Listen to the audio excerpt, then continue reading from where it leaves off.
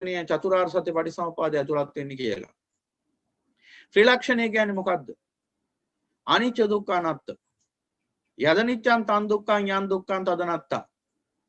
යමක් අනිච්ච නම් ඒ සියල්ල දුකයි. ඒ සියල්ල එහෙනම් අනත්තයි අසාරයි. අනිච්චං khයට්ඨේන දුක්ඛං භයට්ඨේන අනත්තං අසාර කට්ඨේන අන්ති. අනිච්ච කියනවා ෂේ අර්ථයෙන් විනාශයක් කියන අර්ථයෙන්. දුක්ඛ කියනවා භය අර්ථයෙන් භයක් කියන අර්ථයෙන්. අනත්ත කියනවා අසාර අර්ථයෙන්. එහෙමනම් මේ අනිච්ච දුක්ඛ අනත්ත කියන මේ ත්‍රිලක්ෂණයෙන් කුමක්ද අපට පෙන්වන්නේ කියලා අපි දැන් උනි බලමු. බුදු පියාණන් වහන්සේ ලෝකයට දේශනා කරන ඒ උතුම් වූ ආර්ය ධර්මය ත්‍රිලක්ෂණ පරයයන් එහිදී අපට එන්නේ අනිච්ච දුක්ඛ අනාත්ම වශයෙන්. දැන් මේ අනිච්ච දුක්ඛ අනාත්ම කියන පද තුනේ අර්ථය නිකන් ඔහම ගත්තට ගන්න බෑ අවබෝධ කරගන්න. ඒක දකින්න ඕනේ ත්‍රිලක්ෂණයට අනුකූලව කොහොමද? සබ්බේ සංඛාර අනිච්චාති යදා පඤ්ඤාය පස්සති අත නිබ්බින්දති දුක්ඛේ සමග්ගෝ විසුද්ධිය. සබ්බේ ධම්මා අනාත්තාති යදා පඤ්ඤාය සබ්බේ සමාවෙන්න. සබ්බේ සංඛාරා දුක්ඛාති යදා පඤ්ඤාය පස්සති අත නිබ්බින්දති දුක්ඛේ සමග්ගෝ විසුද්ධිය. සබ්බේ ධම්මා අනාත්තාති යදා පඤ්ඤාය පස්සති අත නිබ්බින්දති දුක්ඛේ සමග්ගෝ විසුද්ධිය. මේ ආකාරයෙන් සියලු සංඛාර අනිච්ච බවත් සියලු සංඛාර දුක්ඛ බවත් සියලු ධර්ම අනාත්ම බවත් නුවණින් දකින්න ඕන ත්‍රිලක්ෂණේ. සබ්බේ සංඛාර අනිච්චාති සබ්බේ සංඛාර දුක්ඛාති සබ්බේ ධම්මා අනාත්තාති යදා පඤ්ඤාය පස්සති. ප්‍රඥාවෙන් මේ බව දකින්න. හැඟීමෙන් නෙවෙයි නුනුවණින් නෙවෙයි ප්‍රඥාවෙන් දකින්න. යදා පඤ්ඤාය පස්සති අත නිබ්බින්දති දුක්ඛේ. අන්න එතකොට දුකෙන් අත මිදෙනවා. දැන් දැනගන්න ඕන මොන දුකෙන්ද මේ අත මිදින්නේ කියලා. දැන් දුකෙන් අත මිදෙනවා කිව්වහම ඔතෙන්ට ලෞකික අර්ථයෙන් දුක කියන එක යොදාගත්තාම කෙනෙක්ට මේ ගාථාවෙන් කියන ගැඹුරු අර්ථය වැටහෙන්නේ නැතුව යනවා. මොකද්ද දුක? දැන් ඔතන කියනවා අත නිබ්බින්දති දුක්ඛේ. මේ සියලු සංඛාර අනිච්ච බව, දුක්ඛ බව, මේ සියලු ධර්ම අනාත්ම බව නුවණින් දකින්නකොට ප්‍රඥාවෙන් දකින්නකොට මොකද වෙන්නේ? අත නිබ්බින්දති දුක්ඛේ. දුකෙන් මිදෙනවා, නිදහස් වෙනවා. මොන දුකෙන්ද?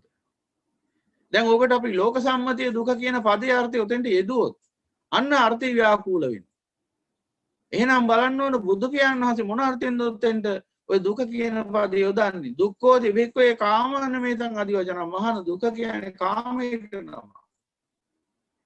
එහෙමනම් මොකද්ද වෙන්නේ? සියලු සංඛාර අනිච්ච බව නුවණින් දකිද්දී, සියලු සංඛාර දුක්ඛ බව නුවණින් දකිද්දී, සියලු ධර්ම අනාත්ම බව නුවණින් දකිද්දී අත නිබ්බිදති දුක්ඛේ. කාමයෙන් අත මිදෙනවා. කාමයටයි දුක කිව්වේ. එහෙනම් දුකෙන් අත මිදෙනවා කිව්වේ එතන කාමයෙන් නිදහස් වෙනවා. ඒ සමග්ගෝ විසුද්ධියයි විසුද්ධියේ සිත පිරිසුදු කර ගැනීමේ මාවත. එතකොට හිත පිරිසුදු වෙන්නේ. එහෙනම් ඒ විසුද්ධිය කරා ගමන් කරන්න නම්, ඒ විසුද්ධි මාර්ගයේ ගමන් කරන්න නම් මොකද්ද වෙන්නේ? වෙන්න ඕන කාමයෙන් නිදහස් වෙන්න ඕන. කාමයෙන් වෙන් වෙන්න ඕන. කාමයෙන් වෙන් වෙන්න නම් මොකද්ද වෙන්න ඕන? සියලු සංඛාර අනිච්ච බව දකින්න ඕන. මොනවද සංඛාර කියන්නේ? මනෝ සංචේතන අයං උච්චති මනෝ සංඛාරා. වචී සංචේතන අයං උච්චති වචී සංඛාරා. කාය සංචේතන අයං උච්චති කාය සංඛාරා. සංචේතන අයං උච්චති භික්ඛවේ සංඛාරා. සංචේතනාවටයි මහාන මේ සංඛාර කියන්නේ. එහෙනම් මේ සංඛාර කියලා කියන්නේ මොනවද? සංචේතනාමයි. එහෙනම් සත්‍යයේ හිතේ මේ චිත්තසංතානිය උපදිනවා මේ සංඛාර. සංඛාර දැන් බුදු පියාණන් වහන්සේ මාර්ථ දක්වන සංඛාර කියන්නේ මේ සංචේතනාවටයි කියලා. එhmenan අපි දන්නවා මේ හිතේ උපදිනවා චේතනා, සංචේතනා. සංචේතනා කියන පදයෙන් අදහස් කරන්නේ මේ රූප, ශබ්ද, ගන්ධ, රස, ස්පර්ශ පිළිබඳ, රූප, ශබ්ද, ගන්ධ, රස, ස්පර්ශ ධර්ම පිළිබඳ රාග චේතනා, ද්වේෂ චේතනා, මොහ චේතනා සකස් වෙනවා මොහොත පාසා හිතේ. චේතනාවකින් තොරව කටයුත්තක් කරන්න බෑ අපට. චේතනාවක් අවශ්‍යමයි. රහතන් වහන්සේට චේතනා තියෙනවා.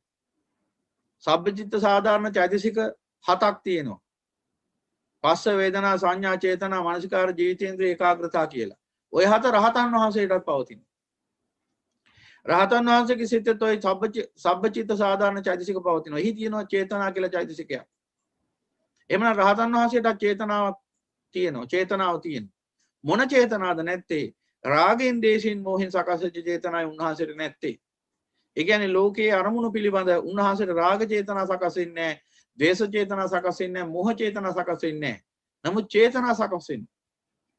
අවශ්‍ය ක්‍රියාසිට වලින් අවශ්‍ය කරන අරමුණක් සාධනය කරගන්න රහතන් වහන්සේට සිද්ධ වෙනවා. දැන් රහතන් වහන්සේ කෙනෙක්ට වතුර පිපාසයක් ඇති වුණොත් වතුර ටිකක් හොයලා බොන්න උවමනාවක් ඇති වෙන්නේ නැද්ද? එහෙනම් ඒකට චේතනාවක් තියෙන්න ඕන. චේතනාව කියලා කියන්නේ මේ චිත්තය මේ නාම රූප වශයෙන් මේ ක්‍රියාත්මක කරවීමේ බලය. අවශ්‍ය අරමුණක් කරා මේ නාම රූප මෙහෙයවීමේ හැකියාවට කියනවා චේතනාව කියලා. එමනම් මේ හිත ඇතුලේ ගොඩනගෙන මේ චේතනාව කියලා කියන්නේ මේ නාම රූප හැසිරවීමේ ශක්තිය. මෙන්න මේ චේතනාව සකස් නොවුනොත් මොකද වෙන්නේ? මේ නාම රූප සලවන්නවත් බෑ. එමනම් මේ නාම රූප අවශ්‍ය අරමුණක් කරා මෙහෙයවීමේ හැකියාව සිත විසින් ගොඩනගන්නේ මෙන්න මේ චේතනා කියන චෛතසිකය ඔස්සේ. එහෙමනම් අන්න ඒ චේතනාව පිරිසිදු නම් එතන ඉන්නේ රහතන් වහන්සේ. පිරිසිදුයි කිව්වේ චේතනාව රාගෙන් දේශෙන් මොහෙන් තොරණ. නමුත් යම් හේකින් යමෙක්ගේ මේ චේතනාව රාග දේශ මොහ සහිත නම් ඒ කිව්වේ අර නාම රූප ක්‍රියාත්මක වෙන්නේ මේ රාග දේශ මොහ චෛතසික වලින් නම් චේතනාව වලින් නම් අන්න එතන තියෙනවා ප්‍රශ්නයක්. එහෙනම් අන්න ලෝකයට පේනවා සතෙක් රාගයෙන් යුක්ත සත්වෙක්, ද්වේෂයෙන් යුක්ත සත්වෙක්, මෝහයෙන් යුක්ත සත්වෙක් පේනවා අන්න එදාට. එහෙමනම් පින්වතුනි මෙන්න මේ චේතනා මේ රාග දේශන මේ රාග චේතනා, දේශ චේතනා, මෝහ චේතනා මෙන්න මේ චේතනාවත් මේ සංඛාර තවදුරටත් නිද්දේශ උද්දේශ නිද්දේශ වශයෙන් ගන්නකොට අபிසංකාර කියලාත් අපිට ඔය හරියට කියන්න පුළුවන්. අபிසංකාර නැත්නම් මේ රාග දේශ මොහ සහිත චේතනාවත් මේ අபிසංකාර. අර උද්දේශිතී තමයි සංකාර යනුවෙන් දක්වන්නේ. නිද්දේශ පටිනිද්දේශ දක්වා යනකොට අபிසංකාරය අනාදි වශයෙන් සංචේතන අනාදි වශයෙන් ඒක විග්‍රහ වෙනවා. කොයි විදිහෙන් හරි කිව්වත් සුද්ධ සිංහලෙන්ම කිව්වත් මේ කියන්නේ රාග දේශ මොහ චේතනා ගැන කාටත් තේරුම් ගත හැකි පරිදි. එතකොට මෙන්න මේ රාග දේශ මොහ චේතනා මේ සංඛාර අනිච්චයි. අනිච්චයි කිය මොකද්ද? නිකන් හටගන්න එකක් නෙමෙයි සංඛාර. දැන් ලෝකයාගේ තියෙනවා දෘෂ්ටි විවිධාකාර මතිමතාන්තර මතවාද අන්ත. ඒවැයි තියෙන්නේ දැන් කෙනෙක් හිතන් ඉන්නවා මේ රාග දේශ මොහ චේතනා තමන් විසින්ම උපදව ගන්නක් කියලා. තව කෙනෙක් හිතන් ඉන්නවා වෙන කවුරු හරි වෙන කාගේ හරි ක්‍රියාවලියකින් දෙවියන් වහන්සේගේ හරි කාගේ හරි ක්‍රියාවලිය නිසා ඒ දේවල් එහෙම සිද්ධ වෙනවා. එහෙම හිතෙනවා කියලා. තව කෙනෙක් හිතනවා මේක අහේතුකවාදීන් හිතනවා හේතුවක් නැතුව සිද්ධ වෙන දෙයක් කියලා. තව එකක විතණ්ඩවාදීන් එක එක ලෝකේ ඉන්නා වූ විවිධාකාර වාදීන් තම තමන්ගේ අඥාන දෘෂ්ටි වලින් මතිමතාන්තර වලින් ඒ සංකාර පිළිබඳ විවිධාකාර නිර්වචන ඉදිරිපත් කරනවා.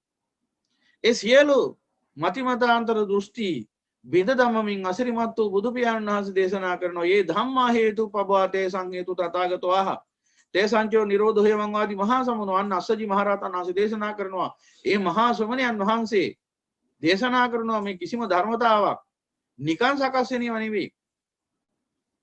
"යේ ධම්මා හේතු පබ්බ" මේ ධර්මතා හේතුවක් නිසායි සකස් වෙන්නේ, සමුදේ වෙන්නේ, හටගන්නේ.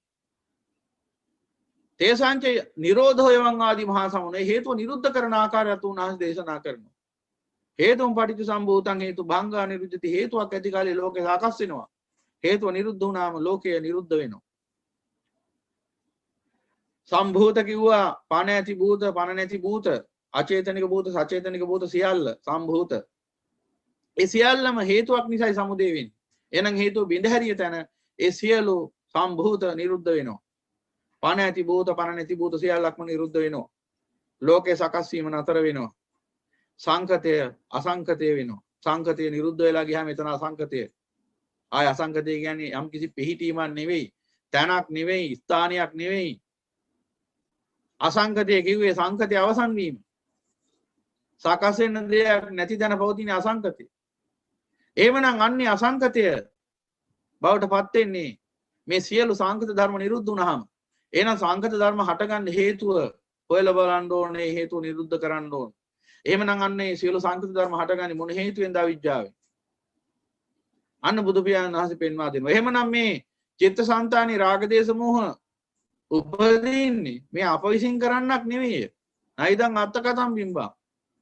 මේක අනුන් විසින් කරවන්නකුත් නෙවෙයි නයිදම් පරකතං අග හේතුම් පටිසම්භූතං හේතුවක් නිසායි සමුදය වෙන්නේ සකස් වෙන්නේ හේතු භංගා නිරුද්ධති හේතු විඳහැරියාම නිරුද්ධ වෙනවා එහෙනම් මොකද්ද හේතුව අවිජ්ජාව අවිජ්ජා පත්‍ය සංඛාරා අවිජ්ජා ප්‍රත්‍යයෙන් තමයි සංඛාර හටගන්නේ එහෙමනම් පින්වතුනි අවිජ්ජාව කියන්නේ මොකද්ද කියලා බැලුවාම අන්න එතන තියෙනවා දුක්ඛාරි සත්‍ය දුක්ඛ සමුදයාරි සත්‍ය දුක්ඛ නිරෝධාරි සත්‍ය දුක්ඛ නිරෝධගාමිනී පටිපදාරි සත්‍ය අනාදි වශයෙන් උතුම් චතුරාර්ය සත්‍ය අවබෝධ නොවීමයි අවිජ්ජාව කියන්නේ දුක්ඛය අඥානං දුක්ඛ සමුදය අඥානං දුක්ඛ නිරෝධය අඥානං දුක්ඛ නිරෝධගාමිනී පටිපදාය අඥානං අයං උච්චති අවිජ්ජා එහෙනම් උතුම් චතුරාර්ය සත්‍ය අවබෝධය නොමැති කමයි අවිජ්ජාව එහෙනම් උතුම් චතුරාර්ය සත්‍ය අවබෝධය නොමැති කමින් තමයි චිත්තසංතානේ රාග දේශ මොහ චේතනා උපදින්නේ සංකාර සකස් වෙන්නේ එහෙනම් අපි ඒ හේතුව නසන්න ඕනේ නිසා දැන් දැනගන්න ඕන දුක්ඛාර සත්‍ය anu කුමක්ද දුක්ඛ සමුදයාර සත්‍ය anu කුමක්ද යනාදී වශයෙන් ඒ සියල්ල විග්‍රහ කරගන්න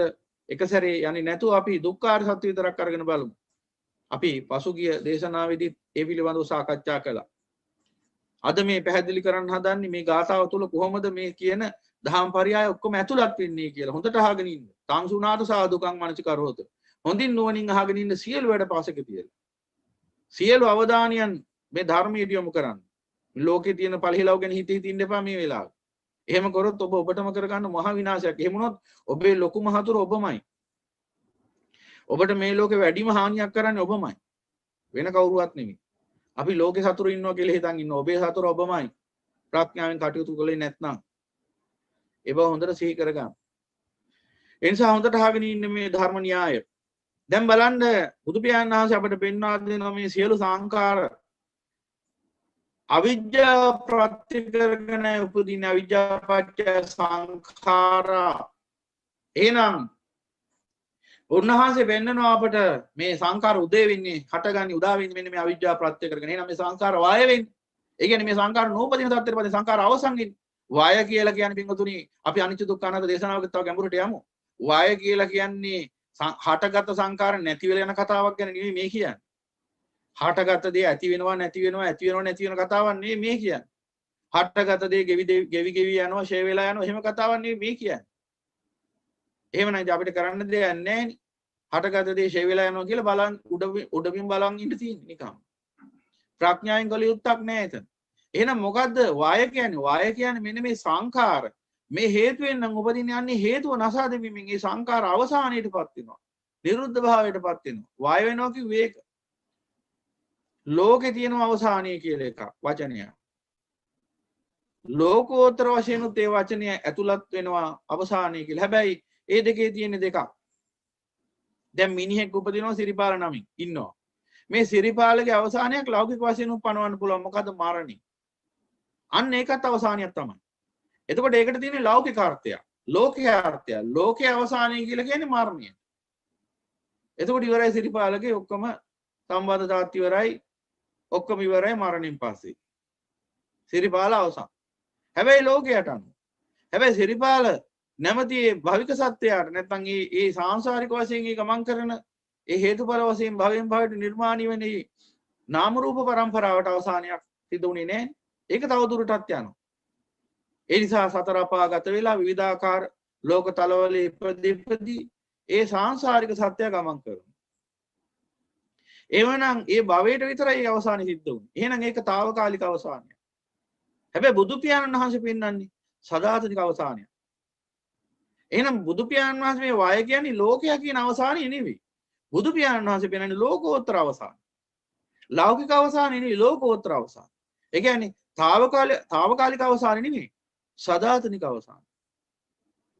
අන්න ඒක හොඳට තේරුම් ගන්න ඕනේ. එහෙම නැති වුණොත් ධර්මය පටලව ගන්න. එවනම් බුදු පියාණන් වහන්සේ දේශනා කරන්නේ මේ සංඛාර වාය කරන්න කියන්නේ සදාතනික වශයෙන් මේ සංඛාර අවසන් කරනවා.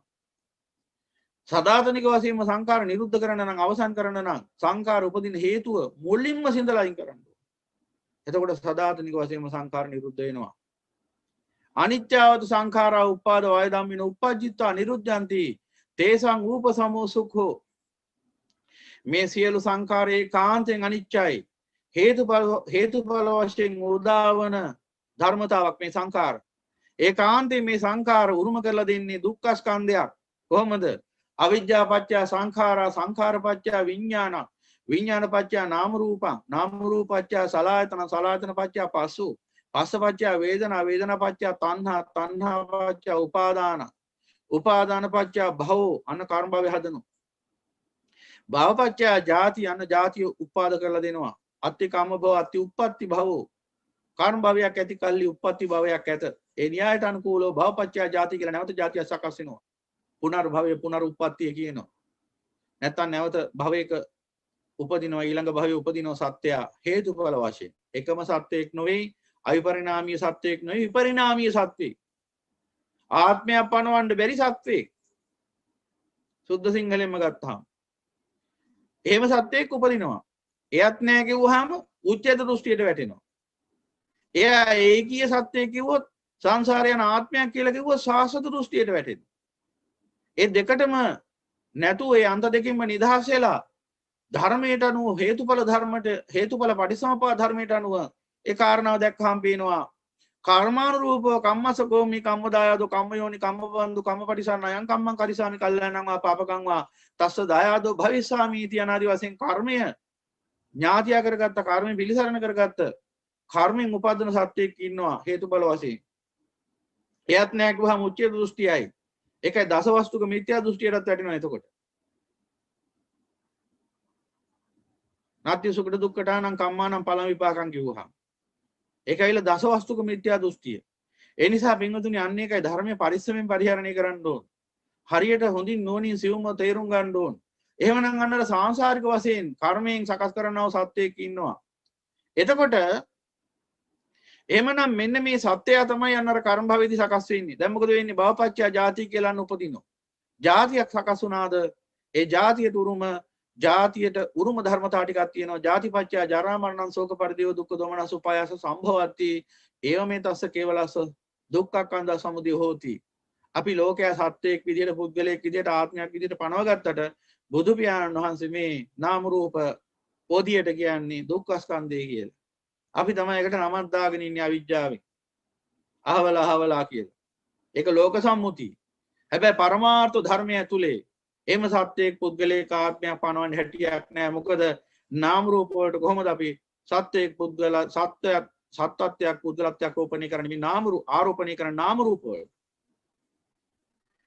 නාම රූප කියන්නේ හේතුඵල ධර්ම හේතුවක් ඇති කල්ලි සකස් වන්නා වූ ධර්මතා ඒවට කොහොමද අපි සත්වත්වයක් පුද්ගලත්වයක් පනවන්නේ එහෙම කවුරු හරි කරනවා නම් ඒක අවිජ්ජාව එහෙනම් සත්‍යයගේ මේ අවිජ්ජාව තමයි මේ නාම රූප වලට මේ පුද්ගලත්වයක් සත්වත්වයක් පනවගෙන ඉන්නේ එතකන් ඒ සිතේ අවිජ්ජාව පවතින තුරු ඒ නාම රූප මේ සත්ව පුද්ගල ප්‍රපංච දෘෂ්ටියෙන් මුදව ගන්න හැකියාවක් නැහැ ඒකයි භාගතුන් වහන්සේගේ මේ අමා ධර්මය අහන්නේ පටිසමුප්පාද ධර්මයේ දකින්න එතකොට මොකද වෙන්නේ එතකොට වෙන්නේ මෙන්න මේ සත්ව පුද්ගල ප්‍රපංච දෘෂ්ටියෙන් මිදිලා යනවා නිදහස් වෙලා යනවා අවසන් වෙලා යනවා ඒව දුරු වෙනවා එතකොට මොකද වෙන්නේ මේ නාම රූපයන් හුදෙක්ම හේතුඵල ධර්මයක් පමණයි කියලා දකින්න ඕනෝනි එතකොට තමයි තෘෂ්ණාව ෂේ වෙන්නේ තෘෂ්ණාව දතකාගෙන ෂේ කරන්න ඕන එකක් නෙවෙයි අවබෝධයෙන් ෂේ වෙලා යන එක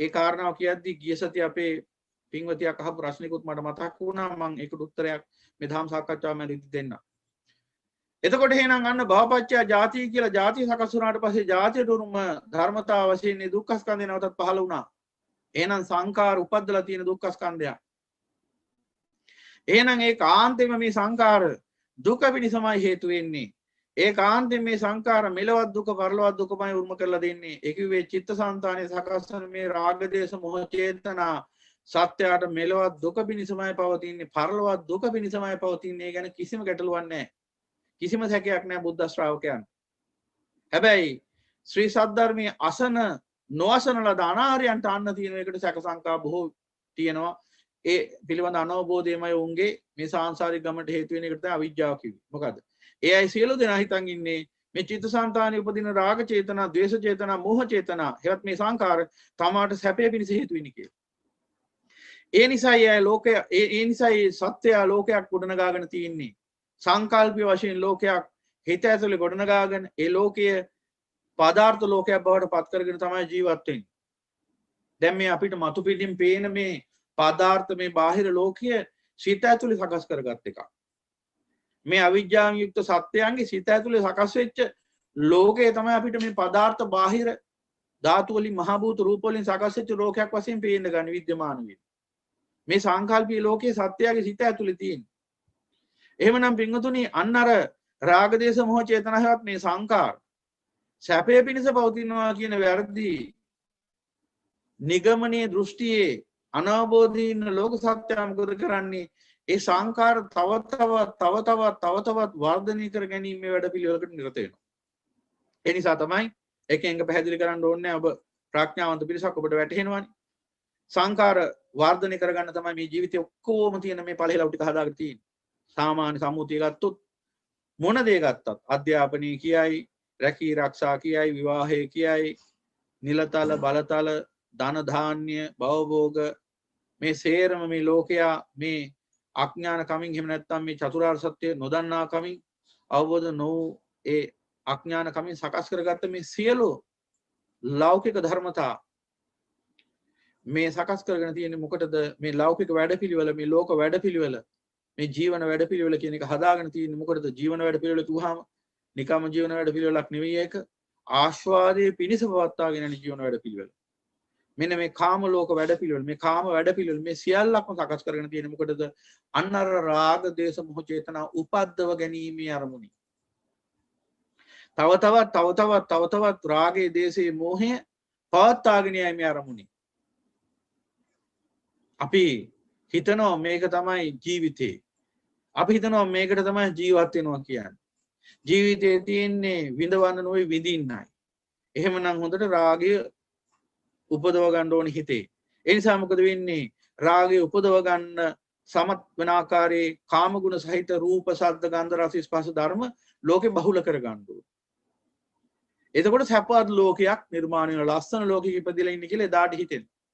එතකොට හිතෙනවා නූපන් හෙට ගැන නොතැවිලා සැනකෙලිය වල්මත් වෙලා රසෝගේ ජීවත් වෙමු කියලා දෘෂ්ටියකටත් නිගමනයකටත් එනවා.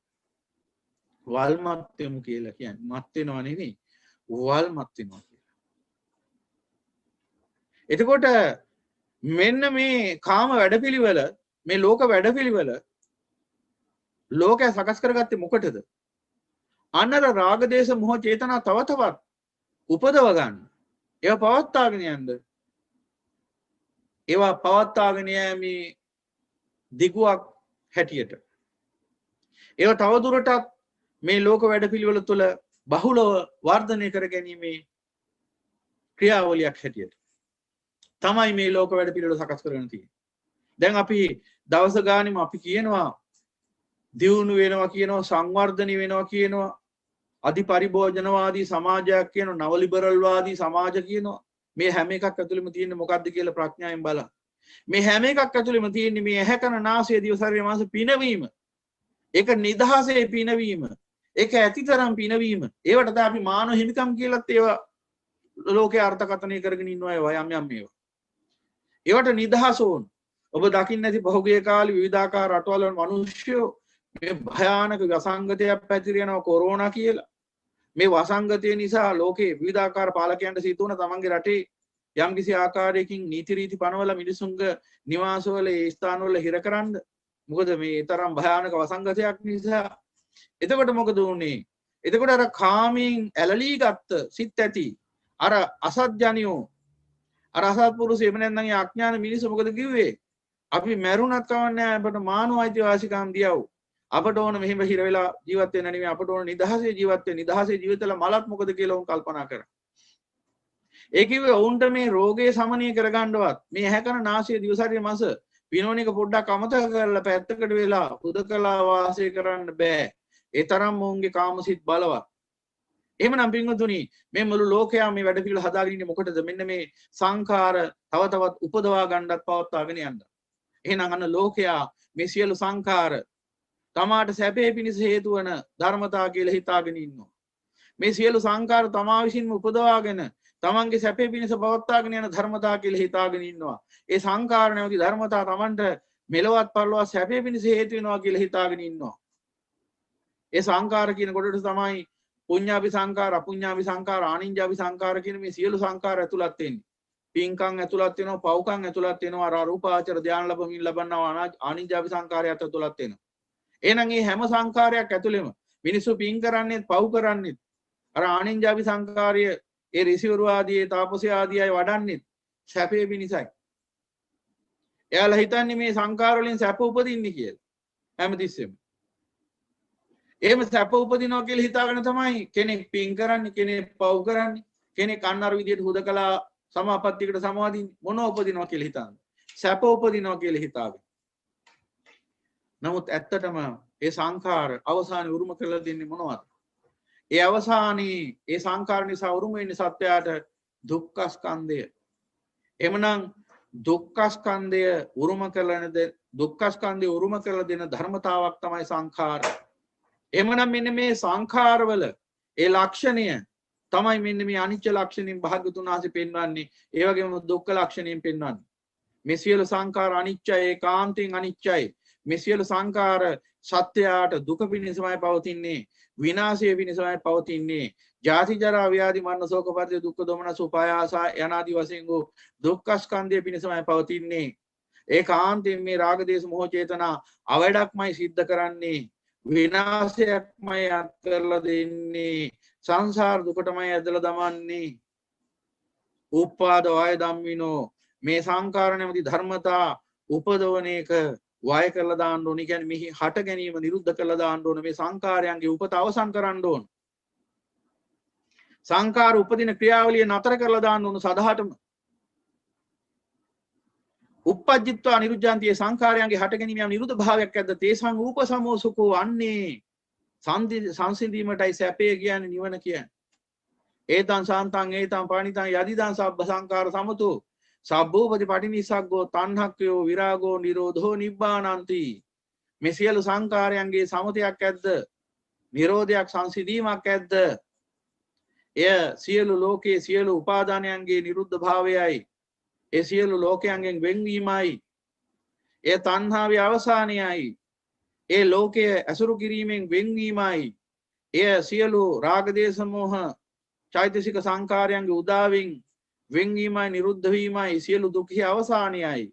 ඒට ඒ උතුම් තත්ත්වයට පණවන වචනය නම් ඒ උතුම් තත්ත්වය හඳුන්වන නම නම් වචනය නම් පදය නම් නිවනයි.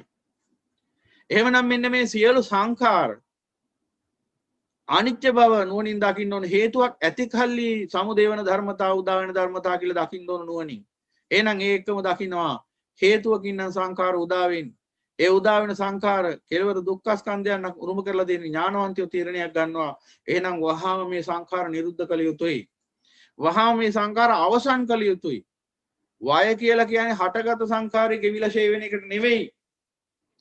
වය කියන්නේ සංඛාර උදා නොවන තැනටපත් කිරීම. සංඛාරයන්ගේ සදාතනික අවසානයි. සුද්ධ සිංහලෙන් කිව්වොත් රාග දේශ මොහ චේතනාවල සදාතනික අවසානයි. අන්න එතනයි තියෙන නිවන. එහෙමනම් ඒකට මොකද්ද කරන්න ඕන? ඒකට තමයි මෙන්න මේ අවිජ්ජාව සිඳින්න ඕන. හේතුව නසන්න ඕන. මොකද්ද අවිජ්ජාව කියන්නේ? දුක්ඛේ අඥාන. දුක පිළිබඳ නොදන්නා කමයි. මොකද්ද දුක? මොන දුකද? ලෝකයා සම්මත කරගෙන ඉන්න දුකද? නෑ. යම් පාරේ සුඛතෝ හෝ තදරියා හෝ දුක්ඛතෝ යම් පාරේ දුක්ඛතෝ හෝ තදරියා සුඛතෝ විදු. ලෝකයා යමකට සැපයි කියයි දෙයිටයි බුදුරජාණන් වහන්සේ තුල ආරුත්තමය දුක කියන්නේ. ලෝකයා යමකට දුකයි කියයිද බුදුරජාණන් වහන්සේ තුල ආරුත්තමය දෙයිටයි සැප කියන්නේ. එහෙනම් ලෝකයා දුකයි කියන්නේ කුමකටද? නෙක්ඛම්මයටයි. එහෙනම් බුදු පියාණන් වහන්සේ දුක කියන්නේ මොකටද? කාමයටයි. එහෙමනම් දුක්ඛාර සත්‍ය anu ලෝකයා දන්න සත්‍යයක් නෙමෙයි, ලෝකයා නොදන්න සත්‍යය. බණ නොවසන ලද ලෝකයා නොදන්න සත්‍ය කුමක්ද? කාමයේ දුක බව. ලෝකයා දන්න සත්‍ය මොකද? කාමයේ සැප බව. ඇයි ඒ? ඔහුගේ අවිජ්ජාව නිසා, අනවබෝධය නිසා. මොකක්ද අවිජ්ජාව අනවබෝධය? මේ සංසාරයේ යථාර්ථය දැක්කේ නැහැ. මේ පටිච්චසමුප්පාද ධර්මයේ දැක්කේ නැහැ. මේ ධර්මතා කෙලවර දුක්ඛ ස්කන්ධය පහල කරනවා කියලා නුවණින් දැක්කේ නැහැ. අන්නේ අනවබෝධය නිසා ඔවුන් තුළ වැරදි වැටහීමක් තියෙනවා මේ කාමයේ සැපක් කියලා. කාමයේ තමයි සැපේ කියලා සංසාරේ. එහෙනම් අන්නේ අවබෝධයෙන් කෙනෙක් නිදහස් වෙනවා ශ්‍රී සද්ධර්මය ඇහුවාම. අන්න එතකොට මොකද වෙන්නේ? කාමයේ නිසා ශෝකය, බය හට ගන්න බව දකින්න නුවණින්. කොහොමද අවිජ්ජා පත්‍ය සංඛාර සංඛාර පත්‍ය විඥාන යන දී වශයෙන් පටිසම්පාද ධර්මතාවලිය තුලින් එහෙමනම් අන්න පේන්න ගන්නවා කාමයේ නිසා තමයි මේ සියලු ශෝකය භය හටගන්නේ කියලා. එතකොට අනිත්‍ය ලක්ෂණයක් දැක්කා. අනිත්‍ය ලක්ෂණයක් දැක්කා එක්කම මොකද්ද හේතුඵල වශයෙන් සංඛාර උදා වෙන ලක්ෂණයක්. ඒ උදා වෙන සංඛාර තමාට විනාශය පිණිස පවතින ආකාරයක්. ඒ වගේම ඒ සංඛාර ඒ හේතුව නැසීමෙන් නිරුද්ධ කළ හැකි ආකාරයක් දකිනවා. එහෙනම් සංඛාරයේ අනිත්‍යතාව දකිනවා. ඒ වගේම දකිනවා මේ සංඛාර නැවත නැවත දුක්ඛ ස්කන්ධයමයි සමුදය කරන්න කියලා. එතකොට අපි දකිනවා නැවත නැවත මේ ඉපදිනවා කියලා සත්‍යයක් මේ හිතන తত্ত্বය නැවත මේ ඉපදි සැප විඳිනවා කියලා හිතන ඒ తত্ত্বය තුල තියෙන්නේ දුක්ඛ ස්කන්ධයක් පමණයි කියලා. මේ 31 තලයේ කොතන කොයි විදිහට ඉපදුනා සුගතිය දුගතිය කොතනක ඉපදුනා එතන තියෙන්නේ මෙන්න මේ දුක්ඛ ස්කන්ධය බව දකිනවා. මොකද ජාතියක් ඇති කල්ලි ජරාව පවතිනවාමයි, ව්‍යාධි පවතිනවාමයි, මරණය පවතිනවාමයි, ශෝක පරිදේව දුක්ඛ දමන සුපායාස පවතිනවාමයි. ඒවා අඩු වැඩි වශයෙන් පවතින පුළුවන් ඒ තලයන්ට සාපේක්ෂව. හැබැයි නැහැ නෙමෙයි තියෙනවා අඩු වැඩි වශයෙන් සාපේක්ෂව. උදාහරණයක් ගත්තොත් දුගතියට වඩා සුගතියේ ඔය කියන දුක්ඛ ස්කන්ධයේ යම්කිසි අල්ප භාවයක් දකින්න හම්බ වෙනවා. දැන් දුගතියේ දුක වැඩි සුගතියට වඩා. ඒ නිසා දුක වැඩි අර්ථයෙන් දුගතිය කියනවා. හැබැයි සුගතිය කියන්නේ දුක නැහැ කියන එකද? දැන් ඔබ මනුස්ස ලෝකෙ ඉපදිලා තියෙන්නේ. මිනිසෙක් විදියට. මනුස්ස ලෝකෙට කියන්නේ සුගතිය කිය. දැන් මේ ලෝකේ කවුරු හරි කියනවා දුක නැහැ කියලා. මේ මිනිස්සුયો ජරාවෙන් කොච්චර දුක් විඳිනවද? ව්‍යාධියෙන් කොච්චර දුක් විඳිනවද? ගිහලා බලන්න රෝහල් වලට. දැනට අපිට ලෝකෙටම පේනවා මේ කොරෝනා වසංගතය නිසා මිනිස්සු විඳින දුක. කී දෙනෙක් දුක් විඳිනවද? ඊළඟට මරණය නිසා කී දෙනෙක් දුක් විඳිනවද? ඊළඟට මේ ශෝක පරිදේව දුක්ඛ දෝමනස උපායාස නිසා කී දෙනෙක් දුක් විඳිනවද? ඊළඟට මේ රාග දේශ මොහ කියන ගින්දර නිසා කී දෙනෙක් දුක් විඳිනවද? කොටින් මේ 11 ගින්නෙන් කොයිතරම් දැවෙනවද මේ මනුෂ්‍ය ජීවිත? සුගතිය ඉපදුනේ. සැප ඇති තැනක ඉපදිලා මොනතරම් දුකක් විඳිනවද? එහෙනම් ඇයි මනුෂ්‍ය ලෝකෙට සුගතිය කිව්වේ කියලා දැන් දකින්න ඕන. ඒකත් වටහා ගන්න ඕන වැදගත් ගැඹුරු දහම් කාරණාවක්. මොකද්ද? මනුෂ්‍ය ලෝකෙට සුගතිය කිව්වේ ඇයි? මනුෂ්‍ය ලෝකෙට පින්වතුනි සුගතිය කිව්වේ සැප උදා කරගත හැකි තැනක් නිසා ඥානවන්තයන්. සුගත කියන බුදු පියාණන් වහන්සේට සැපේටපත් වෙන ආකාරය දේශනා කරමින් ඒ සැපේටපත් වෙච්ච අසිරිමත් වූ මහා ශාස්ත්‍රවරයන්න් වහන්සේ. එමනම් උන්වහන්සේගේ ධර්මයේ මුණ ගැහෙන තැනක් මනුෂ්‍ය ලෝකේ අන්නේ අර්ථයෙන් සුගතිය කියන මනුෂ්‍ය ලෝකෙට. හැබැයි මේ මනුෂ්‍ය ලෝකෙ ඉපදිලා උතුම් වූ ශ්‍රී සද්ධර්මය අවබෝධ කරගන්න නැති එකම එක අඥානීටවත් මේක සුගතියක් නෙවෙයි මේක දුගතියක්. ඒ සියලුම දෙනාට මේක දුගතියක් ඇයි? මෙතනින් තමයි නිරේට යන්න පාර කපා ගන්න. 130ක් නිරවලට ඇද වැටෙන්නේ. එහෙනම් මනුස්ස ලෝකයේ සුගතියක් වෙන්නේ මොන අර්ථයෙන්ද? සැප උදා කරගත හැකි අර්ථයෙන්. සැප උදා වෙන්නේ කුමකින්ද? ඥාණයෙන් ප්‍රඥාවෙන්. පිරිසිදු ඥාණයෙන් ප්‍රඥාවෙන්. එහෙනම් මනුස්ස ලෝකෙ ඉපදිලා ප්‍රඥාවෙන් කටයුතු කරන කෙනාටයි මේක සුගතියක් වෙන්නේ. මනුස්ස ලෝකෙ ඉපදිලා අඥාන කමින් කටයුතු කරන්නා වූ ඔල්ල මොට්ටල අඳබාල පෘථග්ජනයන්ට මේක දුගතියක්. ඒක තේරුම් ගන්න ඕන. එහෙමනම් අප්‍රමාදීව මිනිස්සු උත්සාහ කරන්න ඕන මේ මනුස්ස ලෝකෙ සුගතියක් කරගන්නයි. සැප උදා කරගත හැකි මාවත ඉවර කරගන්නයි. මං ඉස්සෙල්ලත් කිව්වා හැම දෙයකම තියෙන අර්ථ දෙකක් ලෞකික ලෝකෝත්තර. සැප උදා කරගත හැකි මාවත කිව්වහම ලෞකික සැපේ උදා කරගත හැකි ස්වර්ග මාර්ගයකුත් තියෙනවා. ලෝකෝත්තර සැප උදා කරගත හැකි නිර්වාණ මාර්ගයකුත් පවතිනවා. ඥානවන්තයෝ තෝරගන්න ඕන తాවකාලික සැපේ නෙවෙයි සදාතනික සැපේ.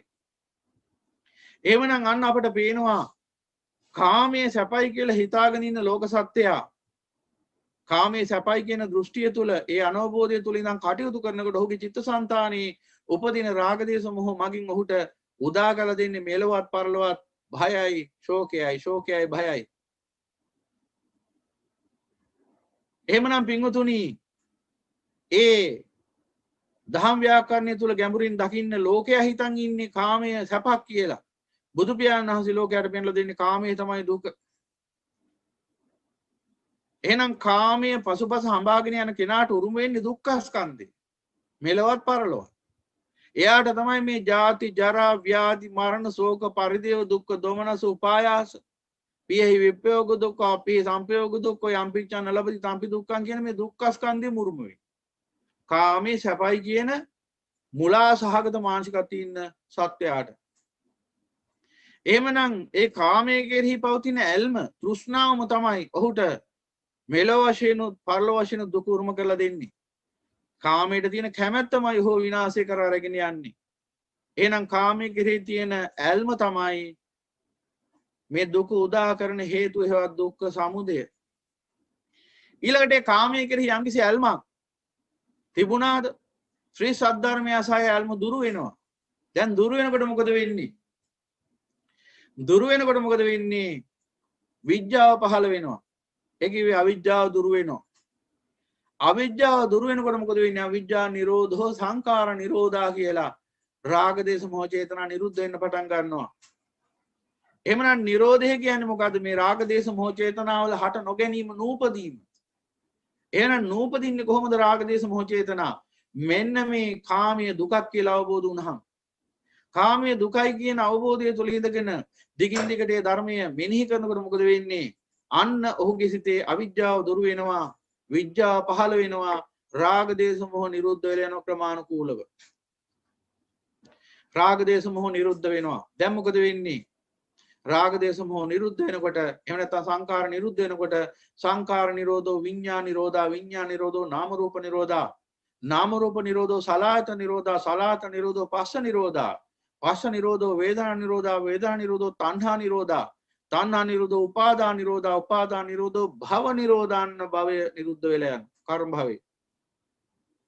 නත්ති කාම භව නත්ති උප්පත්ති භව කර්ම භවයක් නොමැති කල්ලි උප්පත්ති භවයක් නොමැත. ඒ න්‍යාය තුල පිහිටාගෙන මොකද වෙන්නේ? භව නිරෝධෝ ජාති නිරෝධා කියලා නැවත උපතක් සකස් වෙන්න තියෙන හේතු ටික අවසන් වෙලා යනවා. ඒ නිසා මොකද වෙන්නේ? ජාති නිරෝධෝ ජරා මරණං ශෝක පරිදේවාන දුක්ඛ දෝමනස උපායාස නිරුද්ධාන්ති ඒවමෙතස්ස කේවලස්ස දුක්ඛකන්දස්ස නිරෝධෝ හෝති. දුක්ඛ ස්කන්ධය නිරුද්ධ වෙලා යනවා. නිරෝධෝ නිබ්බානං නිවනටපත් වෙනවා. එහෙනම් දැන් මේ ගාථාව ඇතුලේ මම ඔබට දේශනා කරා අනිච්ච දුක්ඛ අනාත්ත චතුරාර්ය සත්‍ය. දැන් ඒවා එක එක පෙන්වලා දෙන්නම්. මෙන්න මේ ලක්ෂණයි මෙන්න මේ ආකාරයෙන් මේ පරයය ඇතුලේ ඇතුළත් වෙන්නේ කියලා. දැන් එහෙනම් ඔබ දැක්කා මෙන්න මේ අනිච්ච ලක්ෂණය මොකද්ද? හේතු ඇති කල්ලි උදා වෙනවා, හේතු නිරුද්ධ කල්ලි නිරෝධ වෙනවා කියන ලක්ෂණය.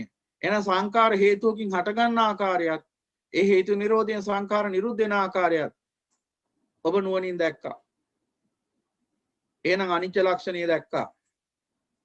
එහෙනම් දැන් දකින්නවා කාමතෝ ජායති සෝකෝ කාමතෝ ජායති භයං කාමතෝ විපමුත්තස්ස නත්ති සෝකෝ කුතෝ භයං කියන ගාථාව තුළ ඔන්නේ තියෙන උදේවය ලක්ෂණය.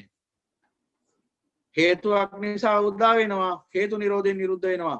කාමයේ නිසා කාමයේ කියන හේතුව නිසා දුක උදා වෙනවා. කාමයේ කියන හේතුව අවසන් වුණාම දුක නිරුද්ධ වෙනවා. මේ උදේවය දකින්න. එහෙනම් අනිච්ච දකින්නවා. කේනටේ අනිච්ච උපාද වයටින් අනිච්ච කුමන අර්ථයෙන් අනිච්චයි කියන්නේ? මේ උදේවය අර්ථයෙන්. සංකාර හේතුවකින් උදා වෙනවා, හේතු නිරෝධයෙන් නිරුද්ධ වෙනවා. හේතු නිරෝධයෙන් නිරුද්ධ වෙනවා විතරක් නෙමෙයි, හේතු නිරෝධයෙන් නිරුද්ධ කළ යුතුයි කියන අර්ථයත් ඥානාර්ථයත් ප්‍රඥාර්ථයත් ඒ ඇතුලේ ගැබ්බෙනවා. එහෙනම් ඒ අර්ථය ඔබ දකින්නවා. දැන් ඕක ඥානවන්තයෙක්ට කිව්වහම අමුතුවෙන් ආයි කියන දෙයක් නැහැ කාමෙන් වෙන් වෙන්න කියලා. ඒක තමයි මේ කිව්වේ. කාමතෝ ජායති සෝකෝ කාමතෝ ජායති භයං. මිනිහෙක් ශෝකයෙන් පොළවේ පස් කරනවා විලාප කිය. දැන් අපි මේ මිනිහට කියනවා උඹ මේ දුක් විඳින්නේ, උඹ මේ ශෝක කරන්නේ, උඹ මේ පොළවේ පස් කන්නේ, තැතිගෙන මේ විලාප ගහන්නේ, හඬන්නේ, තැවෙන්නේ, වැළපෙන්නේ, සුසුම් හෙලන්නේ, කඳුළු සලන්නේ, මේ ඔක්කොම කරන්නේ මේ කාමයේ නිසා කියලා කී පමණින්ම ප්‍රඥාවන්තයෙක්ට නම් එහෙනම් මේකෙන් වෙන් විය යුතුයි කියන අවබෝධය එනවනේ. නමුත් භාග්‍යවතුන් වහන්සේ ඔහුට මේ ප්‍රත්‍යක්ෂයෙන් දරා ගන්න පුළුවන් ආකාරයට කාමතෝ ජායති සෝකෝ කාමතෝ ජායති භයං කාමතෝ විපමුත්තස්ස නත්ති සෝකෝ කුතෝ භයං කියලා පැහැදිලි කරලා දෙනවා මේ උදේවය. මේ ලක්ෂණය නිසා මෙන්න මේ උදේ වෙලා මෙන්න මේ කාමයේ නිසා දුක උදා වුනේ. මේ කාමය දුකක් වශයෙන් දැකලා මේ කාමයෙන් වෙන් වුණා දන්න දුක නිරුද්ධ වෙනවා දුක අවසන් වෙනවා කියලා බුදු පියාණන් වහන්සේ දේශනා කළා. එහෙනම් දුකේ උදාවයි දුකේ අවසානයයි බුදු පියාණන් වහන්සේ දේශනා කරන මේ උදේවය වශයෙන්. එහෙනම් අනිත්‍ය ලක්ෂණය දැක්කා. එහෙනම් ඊළඟට ඔබ දකිනවා දුක්ඛ ලක්ෂණය. එක්තරා අපේ පින්වතෙක් ඇහුවා ත්‍රිලක්ෂණයේ ගියසරිත් ඇහුවා ත්‍රිලක්ෂණය තුල පෙන්වා දෙන දුක්ඛ ලක්ෂණයයි චතුරාර්ය සත්‍ය පෙන්වන දුක්ඛාර්ය සත්‍යයි එකද දෙකක්ද කියලා. දෙකක් වෙන්නේ කොහොමද? දෙකක් වෙන්නේ අර දෙකක් කියලා හිතාගත්තයි කියන කතා නිසා තමයි දෙකක් වගේ පේන්නේ. දෙකක් නෙවෙයි එකක්. බුදු පියාණන් වහන්සේ පෙන්වලා දුන්නෙත් ඒකම තමයි. දුක්ඛාර්ය සත්‍ය කියලා පෙන්වලා දෙන්නේ. ත්‍රිලක්ෂණයේ දුක්ඛ ලක්ෂණයෙන් පෙන්වලා දෙන්නේ එකම අර්ථය. මොකද්ද? සබ්බේ සංඛාරා දුක්ඛාති. මේ සියලු රාග දේශ මොහ චේතනා ලෝකයා හිතන්නේ සැපක් කියලා. සැපක් කියලා හිතන්නේ. දැන් මේ ධර්මයේ අසන මේ ඔබ අරිය ශ්‍රාවකයෝ හැර අනිත් සියලුම දෙනා ඔබගේ ඥාතිහිත මිත්‍රාදී ඔබගේ ගෙදර සමහරට දරුවෝ වෙන්න පුළුවන් බිරිඳ වෙන්න පුළුවන් සැමියා වෙන්න පුළුවන් ඔබේ දෙමාපියෝ ඥාතිහිත මිත්‍රාදී සියලුම දෙනා ඔය රාග දේශ මොහ චේතනා සැපක් කියලා හිතාගෙන නෙවෙයිද කටයුතු කරන්නේ. දැන් මේ වෙලාව ඔබ බණ ටිකක් අහන්න යමු කිව්වොත් මේ වෙලාවෙම පාටියකුත් තියෙනවා කොහේයි. ඔබ කියනවා එන්න බණ අහන්න මේ පරිගණක ඉස්සරහට එන්න මේ තාක්ෂණයෙන් අපි බණ අහනවා කියලා. දැන් මෙහෙම කිව්වම අනේ බෑ මට නම් බණ අහන්න බෑ. මට දිනවද පොඩි පාටියක් කියලා ගියේ රාග දේශ මොහ නිරුද්ධ කරගන්න. හොඳට බලන්න. ඒ ගියේ රාග දේශ මොහ උදා කරගන්න. රාගය තමයි උදා කරගන්න. දේශ මොහ නෙවෙයි. හැබැයි සම්ප්‍රයුක්ත වශයෙන් දේශ මොහත් එක්කම වැඩිනවා. දැන් ඔය ආශ්‍රාදයේ පිණිසනේ පාටියට ගියේ. දැන් එතනදී ඒ ඇතිවන විවිධාකාර හැලහැප්පීම් නිසා ගැටුම් ඇති වෙන්නේ නැද්ද? දේශය ඇති වෙන්නේ නැද්ද? එතෙන්ට එන යන අය නිසා යම් යම් සිත් පීඩා, තැවුල්, එහෙම නැත්නම් ආතතිය, එහෙම නැත්නම් මානෙ අහංකාරකම්, උඩඟකම් ඇති වෙන්නේ නැද්ද? එහෙමනම් ඒ පාටියට ගියේ, ඒ ප්‍රිය සංഭാෂණයට ගියේ ධර්මයේ එපා කියලා රාග දේශ මොහ උපද්ද ගන්න නේද? එහෙම හිතාගෙන ගියේ සැපක් ලැබෙයි කියලා නේද? එහෙමනම් අන්න බුදු පියාණන් වහන්සේ දේශනා කරපු පුබ්බේ අනුසුතේසු ධම්මේසු පෙර නොයසුතු ධර්මේ නුඹලා සැපයි කියලා හිතාගෙන කරන්නේ දුකටපත්ති.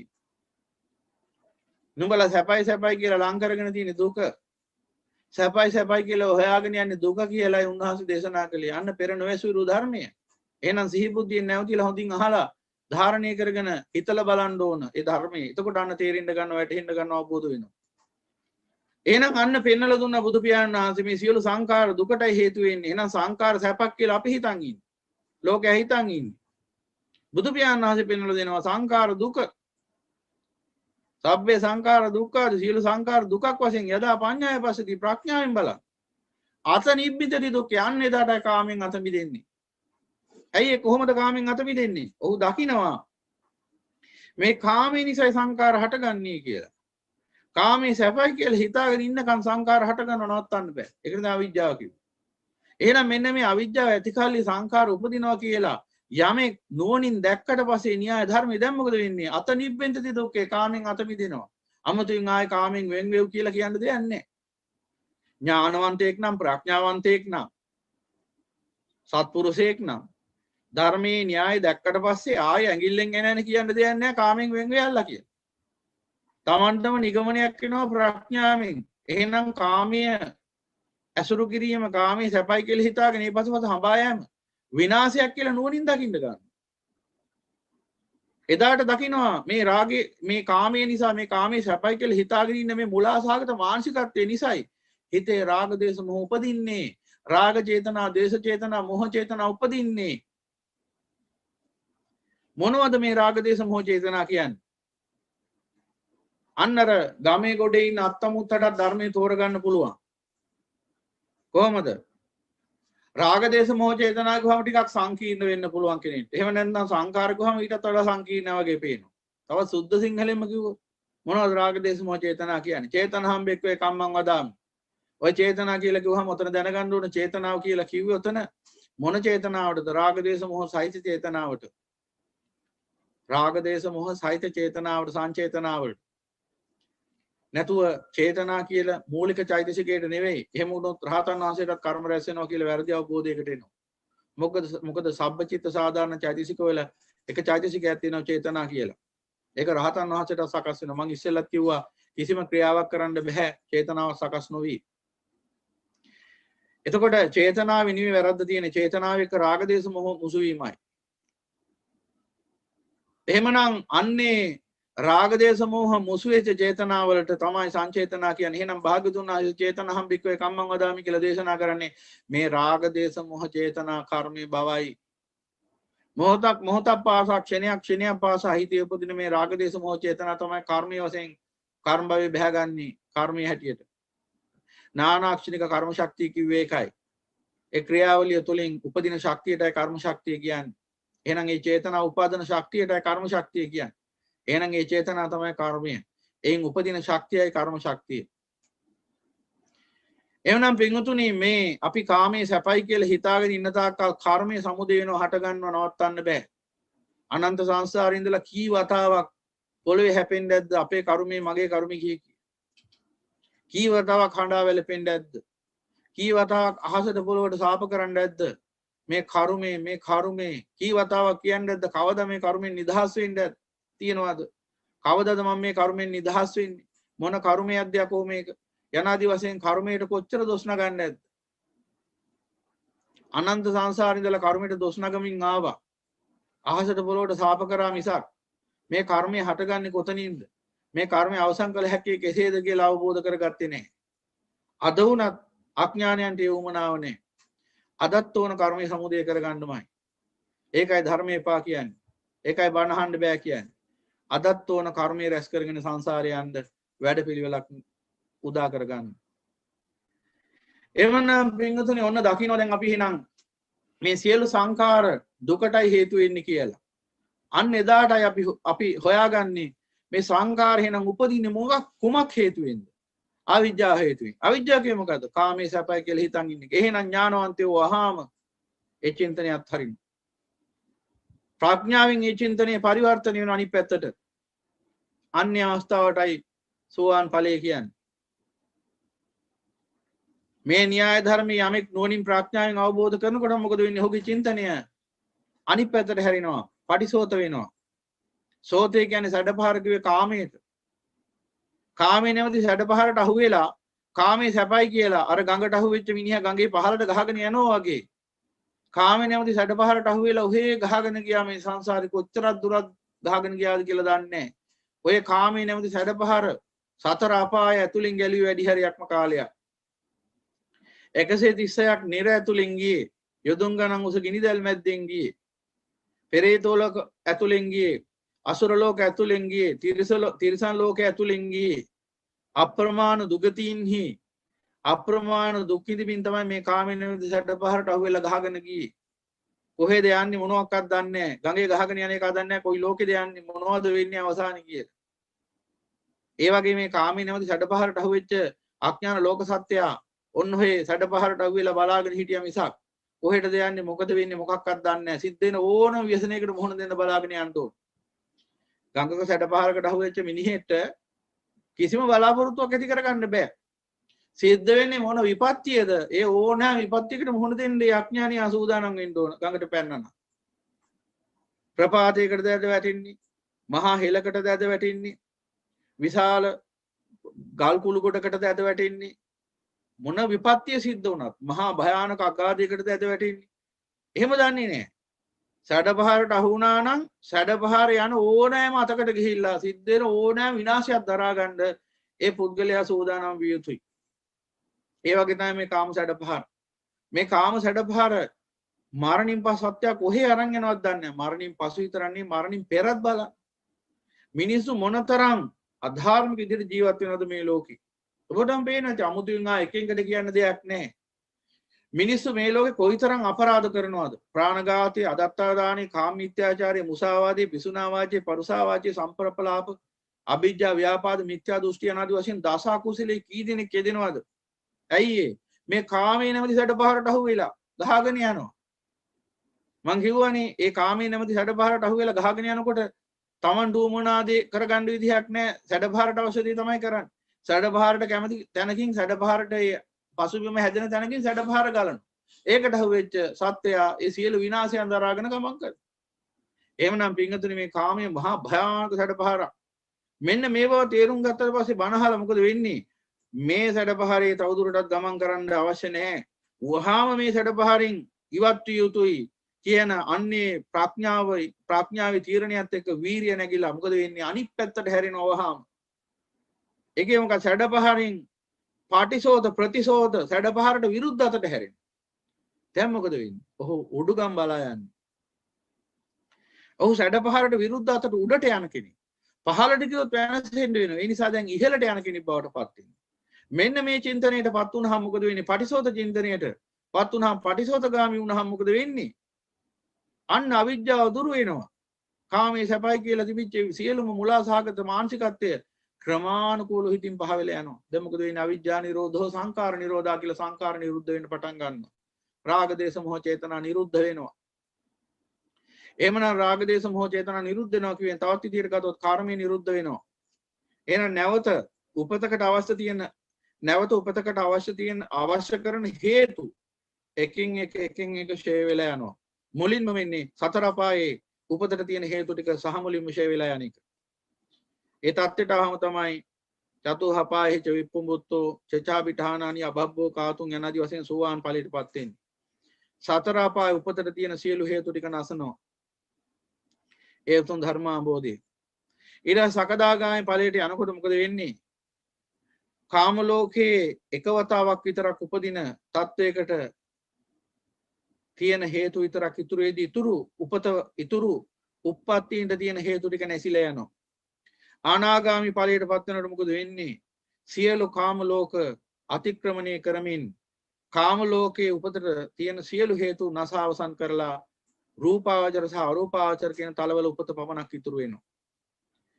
ඊටත් එහා ගිහිලා අනාගාමී ඵලෙන් අරිහත් මාර්ගයට එනකොට මොකද වෙන්නේ?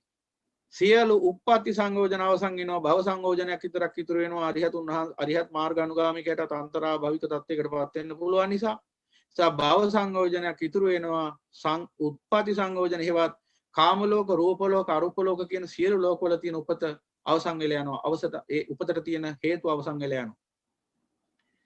මේ විදිහට ගිහිල්ලා අරිහත් මාර්ගයේ ගමන් කරලා අරිහත් ඵලය පූර්ණ වෙනකොට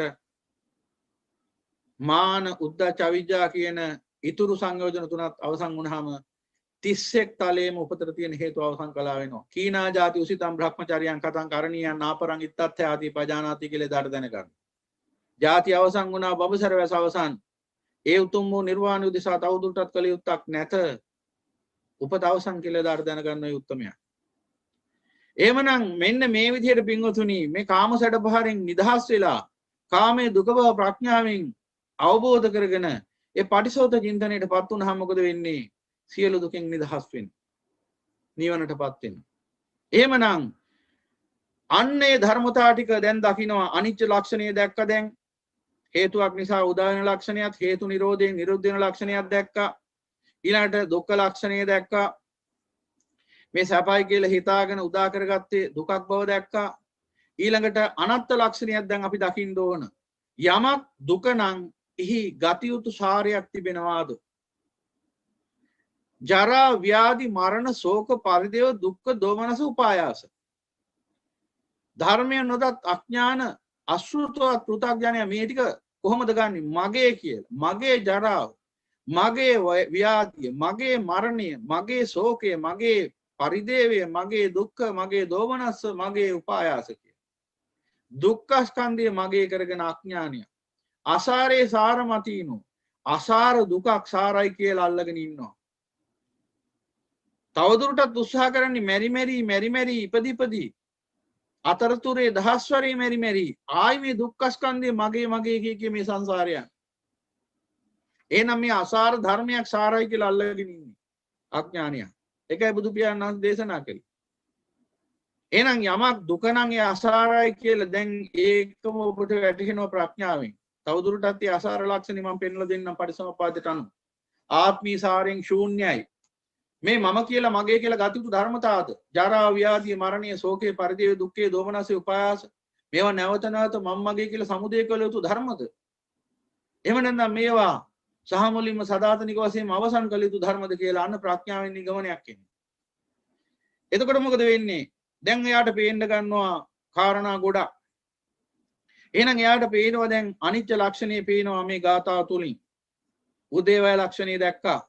දුක්ඛ ලක්ෂණය දැක්කා. ඊළඟට දැක්කා අනත්ත් ලක්ෂණය. අනිත්‍ය දුක්ඛ අනාත්ත. මම තවදුරටත් ඒ ගැන පැහැදිලි කරන්නම් ඉස්සරහදී. කෙටියෙන් මේ පැහැදිලි කරේ ඔබට. එහෙනම් මේ ගාථාව ඇතුලේ අනිත්‍ය ලක්ෂණය ඇතුළත් වෙන උදේවය වශයෙන්. දුක්ඛ ලක්ෂණය ඇතුළත් වෙනව කොහොමද? සැපයි කියලා හිතන් හිටියේ දුකක් බව පේන්න ගන්නවා. එහෙනම් මේ ලක්ෂණයත් එක්කම අනත්ත් ලක්ෂණයත් මේ කාමයේ අසාර බව පේන්න ගන්නවා. කාමයේ අසාර දුකකට ඇදලා දමන බව පේන්න ගන්නවා. කාමයේ මම වගේ කියලා ගතිහු ධර්මතාවක් නොවේ කියලා පේන්න ගන්නවා. කාමයේ සංසාරේ භයානක මේ මරුගුල නිර්මාණය කරන මර උප්පර වැට්ටිය කියලා තේරෙන්න ගන්නවා. එදාට පේනවා කාමයේ සාරයි නෙවෙයි අසාරයි කියලා. කාමයේ අසාර ධර්මයක් කියලා. අන්නේ අර්ථයෙන් අනිත්‍ය දුක්ඛ අනාත්ම අවබෝධ වෙන මේ ගාථාව තුලින් ඊළඟට ඒ ගාථාවේ චතුරාර්ය සත්‍ය තුලත් වෙනවා. චතුරාර්ය සත්‍ය තමයි දැන් මෙතෙක් කියලා පැහැදිලි කරේ. දැන් අමුතුවෙන් ආයි කිව්වේ නැතත් ඔබට ඒ බව පැහැදිලි ඇති. නමුත් මම පෙන්නලා දෙන්නම්. එහෙනම් ඒ ගාථාවේ දුක්ඛ ආර්ය සත්‍ය තුලත් වෙනවා. කෙසේද? කාමයේ පසුපස හඹා ගියොත් දුක සමුදය වෙනවා. කාමයේ පසුපස හඹා ගියොත් දුක උරුම වෙනවා කියන ලක්ෂණය සත්‍ය ඒ ගාථාව තුල ඇතුළත්. කාමයේ පසුපස හඹා ගියොත් දුක උරුම වෙනවා කියන සත්‍ය ඒ ගාථාව ඇතුළයි. ඒ ගාථාව ඇතුළත්. කාමතෝ ජායති සෝකෝ කාමතෝ ජායති භයං කියලා භාගතුන් වහන්සේ පෙන්වන්නේ අර්ථය. එමනම් ඒකෙන් පැහැදිලි අපට කාමීය පසුපස හඹාගෙන ගියොත්, කාමීය ගවේෂණය කළොත්, කාමීය සොයා ගියොත්, කාමීය පසුපස ගියොත් උරුම වෙන්නේ ශෝකයේ භය බව. එමනම් දුක්ඛාර සත්‍යයේ ඇතුළත්. ඒ එක්කම ඥානියට පේන්න ගන්නවා. එහෙමනම් කෙනෙක්ට මේ ශෝකයේ භය උරුම වෙන්නේ කුමක් නිසාද? කාමයේ පසුපස හඹා ගියොත්. එහෙනම් කාමයේ පසුපස හඹා යන්න හේතු වෙන්නේ මොකක්ද? අර දුක උරුම වෙන්න හේතුව මොකක්ද? අර ශෝකයේ භය කවරෙක් කරාද පැමිණෙන්නේ? අන්න එතකොට පේනවා ඒ ශෝකයේ භය පැමිණෙන්නේ කාමයේ කිසි ඇල්මක් තියෙන පුද්ගලයා කරා බව. අන්න එතකොට දකින්නවා ඒ ශෝකයේ භය උපදවන හේතුව එවත් ඒ කාමයේ කෙරෙහි පවතින ඡන්ද රාගය. අන්න ඒක දකින්න එහෙනම් සමුදය ආර්ය සත්‍ය හැටියට කාමයන් කෙරෙහි ආස්වාදයේ කෙරෙහි පවතිනා වූ ඡන්ද රාගය තෘෂ්ණාව දුක්ඛ සමුදය ආර්ය සත්‍ය බව දකින්න ඕනුවනි. අන්න ආර්ය සත්‍ය දෙකක් දැක්කා.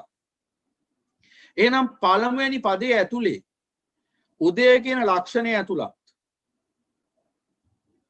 ඒ වගේම තමයි පළමුවෙනි පදයේ ඇතුලේ පළවෙනි පද දෙක ඇතුලේ සමායන පළවෙනි පද දෙක ඇතුලේ උදය කියන ලක්ෂණය ඇතුළත් ඒ වගේම තමයි දුක්ඛාර සත්‍ය දුක්ඛ සමුදය සත්‍යත් ඇතුළත්.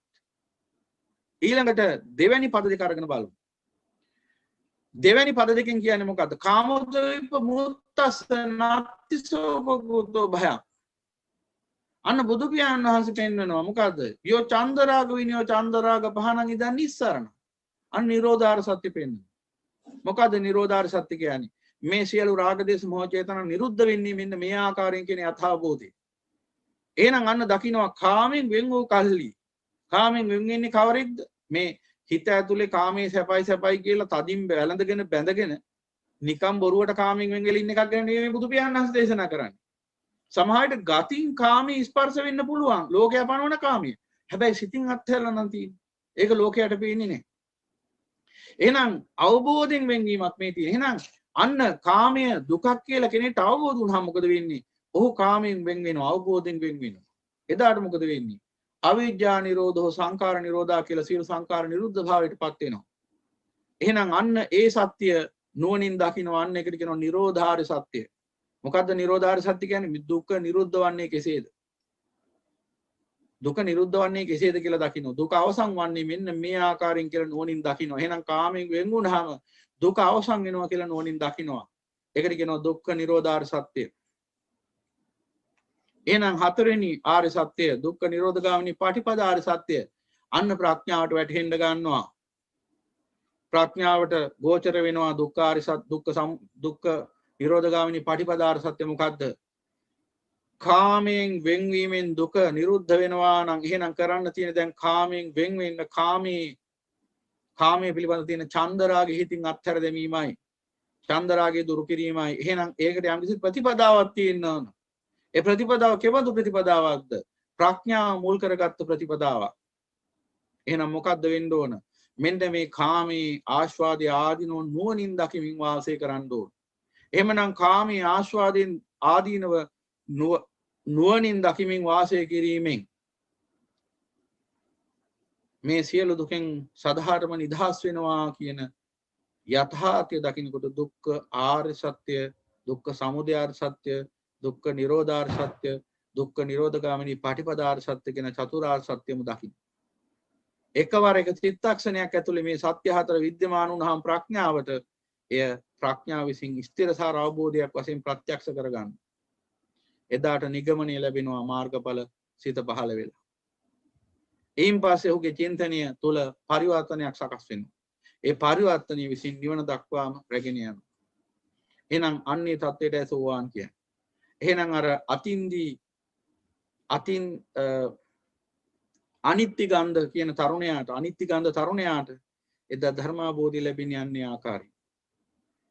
ඔහුට යම් කිසි ප්‍රබල ප්‍රඥාවක් තිබෙන්නට ඇති.